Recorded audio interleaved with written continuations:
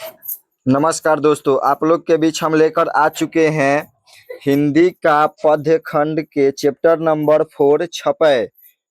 मेरा first number सवाल है, छपै शीर्षक के रचयिता कौन है? मतलब जो छपै का लेखक कौन है? सूरदास, कबीरदास, नाभादास, तुलसीदास। तो आपका सही आंसर होगा सी, नाभादास। चलिए अगला प्रश्न की ओर चलते हैं। अगला प्रश्न है मेरा, नाभादास की कौन सी रचना है? करबक, कवित, उषा, छपै। जो छपै है वो नाभादास द्वारा लिखा गया है। आपका ऑप्शन नंबर हो जाएगा डी। चलिए अगले प्रश्न की ओर चलते हैं। अगला प्रश्न है मेरा, नाभादास किस धारा के कवि है? निगुण धारा, सदगो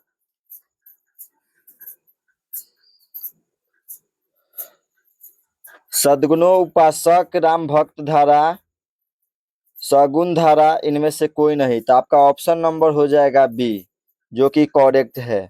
चलिए अगला प्रश्न की ओर चलते हैं। अगला प्रश्न है मेरा, नाभादास किसके समकालीन थे? नाभादास जो थे वो किनके समकालीन थे?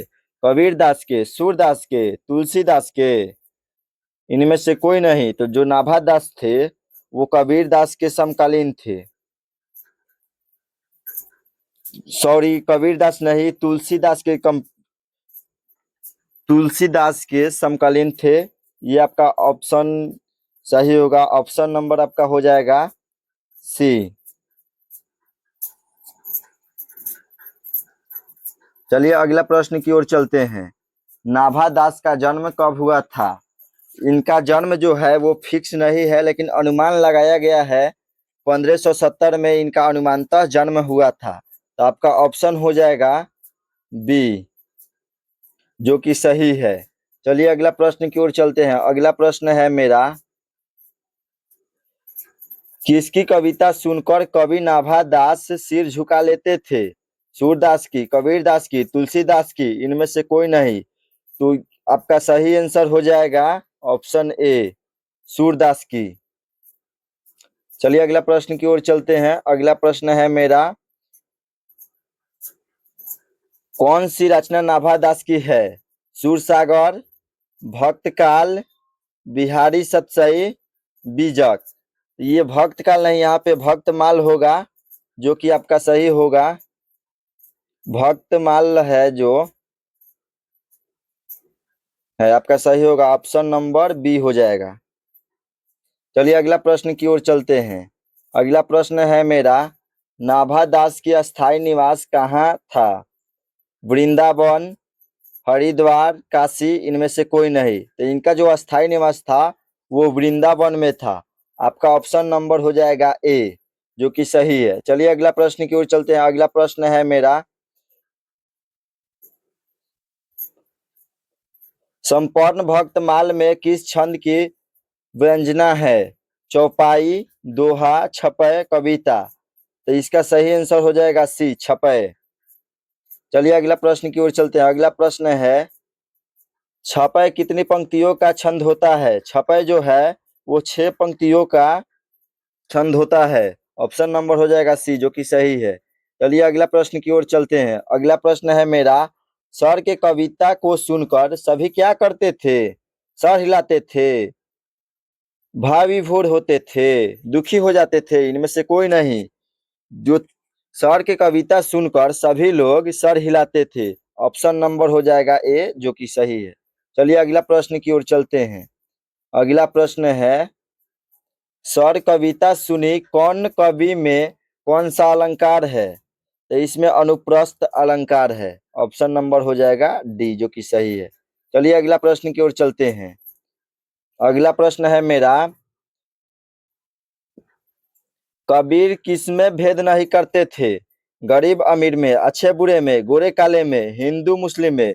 तो कबीर जो थे हिंदू मुस्लिम में वो एक ठोप भी भेदभाव नहीं करते थे। आपका ऑप्शन नंबर हो जाएगा डी। चलिए अगला प्रश्न की ओर चलते हैं। अगला प्रश्न है मेरा, नाभा दास की जाति पाति एवं वर्ण श्रम का खंडन किस कवि के छपे में किया गया है? सूरदास, कबीरदास, बिहारी, इनमें से कोई नहीं। तो इसका सही आंसर हो जाएगा कबीरदास, ऑप्शन नंबर बी। चलिए अगला प्रश्न की ओर चलते हैं। अगला प्रश्न है मेरा, नाभा दास का उदय हिंदी साहित्य में किस काल में हुआ था? जो है नाभा दास का उदय हिंदी साहित्य के किस काल में हुआ था? आधुनिक काल, आदिकाल, भक्ति काल, रीति काल। इसका सही आंसर हो जाएगा ऑप्शन सी, भक्ति काल।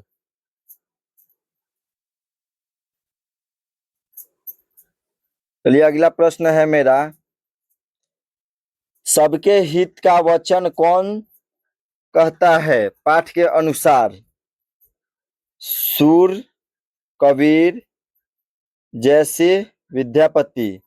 तो इसका सही आंसर हो जाएगा कबीर, ऑप्शन नंबर बी हो जाएगा। चलिए अगला प्रश्न की ओर चलते हैं। अगला प्रश्न है, कानी का अर्थ होता है एक आंख का न होना, एक कान वाला, अविश्वास, विश्वास प्रतीत। तो इसका सही आंसर हो जाएगा विश्वास प्रतीत, ऑप्शन नंबर हो जाएगा डी। चलिए अगला प्रश्न की ओर चलते हैं। अगला प्रश्न है, नाभा दास की दीक्षा गुरु। नाभा दास के दीक्षा गुरु स्वामी अग्रदास थे, ऑप्शन नंबर हो जाएगा ए, जो कि सही है। चलिए अगला प्रश्न की ओर चलते हैं। भक्तमाल के रचयिता कौन है? आप लोग को पता होगा कि भक्तमाल के रचयिता जो है वो नाभा दास है। चलिए अगला प्रश्न की ओर चलते हैं। अगला प्रश्न है मेरा, भक्त चरित्रों की माला है, मुंडमाला, पुष्पमाला, भक्तमाला, भक्तमाल है, रक्तमाल। इसका जो है भक्त चरित्रों की माला है मुंडमाल, पुष्पमाल, भक्तमाल, रक्तमाल। इसका सही आंसर हो जाएगा भक्तमाल, ऑप्शन नंबर सी। चलिए अगला प्रश्न की ओर चलते हैं। अगला प्रश्न है, नाभा दास किसके शिष्य थे? नाभा दास जो थे स्वामी अग्रदास के शिष्य थे, ऑप्शन नंबर सी हो जाएगा, जो कि सही आंसर है। तो चलिए दोस्तों, यहीं पे मेरा पूरा ऑब्जेक्टिव क्वेश्चन आंसर समाप्त होता है। तो आप लोग चैनल को सब्सक्राइब जरूर करें और वीडियो को लाइक जरूर करें और शेयर करना न भूलें। Thank you everyone.